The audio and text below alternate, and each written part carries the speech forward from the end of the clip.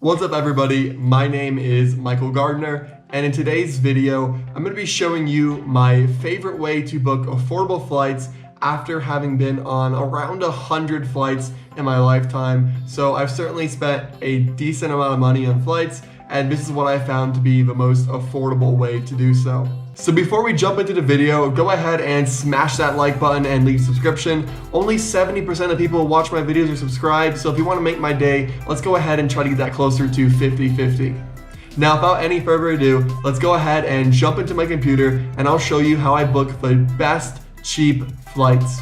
So my favorite site for booking flights, if I'm looking for the best deal possible, is Kiwi.com.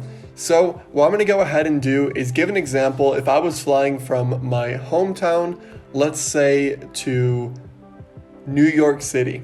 So I am from Stuart, Florida. So what I'm going to do is put in all the airports that are near me. So instead of just searching from one airport, I can search from all of the airports and see which one has the best deal. So I'm going to plug in Miami. I'm going to plug in West Palm Beach. I'm going to plug in Fort Lauderdale. I'm going to plug in Orlando, which includes Orlando International and Orlando Sanford. So I am searching from 5 airports total, rather than just one. And doing this on your own would take a lot of time, and it's going to find the best flight possible. Now I'm going to fly to New York City. Let's do. And this is going to search all of the airports in New York City: EWR, JFK, LGA, and SWF. So it's searching from 5 airports to 5 airports, and it's going to find the cheapest combination. So now what I'm going to do is put in when I want to leave, and I'm actually going to put a date range. So let's say I wanted to do a trip in May, and I'm going to leave between Monday to Thursday. And let's say that I want to return between the 24th to the 28th. So I'm giving all of the possible airports to leave from, all of the possible airports to go to, and a range of dates that I am comfortable with flying. Now, obviously, if you're a digital nomad and you work remotely, you probably have a lot more flexibility to take advantage of a tool like this, rather than if you were working a 9-to-5 job and it required a bunch of scheduling. So it definitely does have its limitations, but even if you only use the multiple airport option or just a 2-day date range, it can still save you a lot of money without having to go and manually do this. So now I'm going to go ahead and make a search, and it's going to go ahead and search for flights. So you want to go ahead and let this load for roughly about 2 or 3 minutes to get all the options. So I'm going to stop talking right here, and I'm going to come back to you guys when all of the options are loaded. Alright, so you now see that it is done searching for flights, and I can go through and look at a bunch of flight combinations.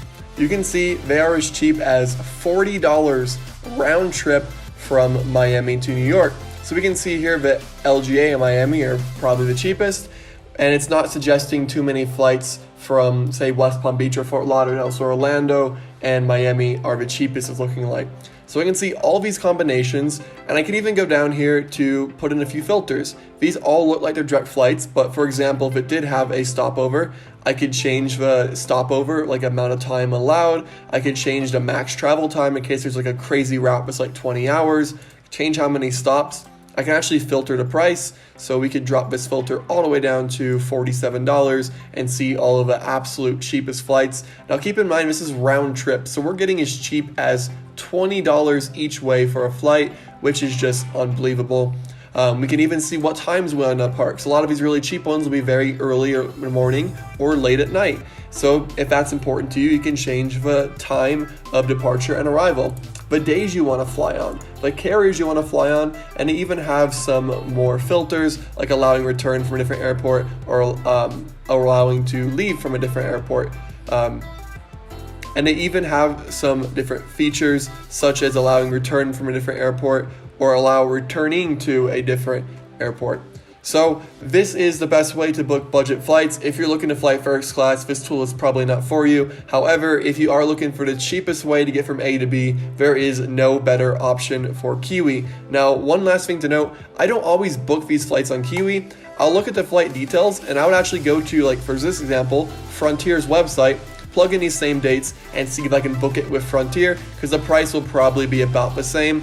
Sometimes I do book on Kiwi, but I will say Kiwi support is absolutely horrible. So whenever I have the opportunity to book directly with the airline, it's much better because they normally have a better cancellation policy and better support, and it's normally about the same cost. So I'm using Kiwi primarily to figure out what the best combinations of flights and airlines are, and then from there I go and check out the website. And if I do have to book with Kiwi, they normally have an option for like an extra $20 to get premium support, and I always go with that option.